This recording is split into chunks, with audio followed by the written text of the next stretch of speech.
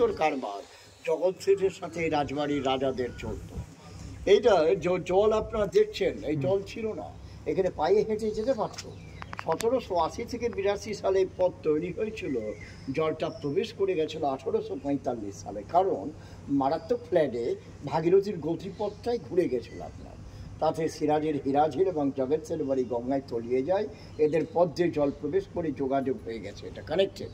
তাই একতলা দেখছেন, 2-3 তলা জলের তলায় আছে, আর উপরে যে লোহার রেলিং দেখছেন, দুটো সেপাইরা গাদা বন্দুক নিয়ে বসত, তারও উপরে লোহার রেলিং। পরবর্তীকালে একেবারে উপরে দেখছেন একটা কপি কল বসিয়েছিল, ওই কলের সাহায্যে জলটা তুলে নিত গোলাপের চাষের জন্য।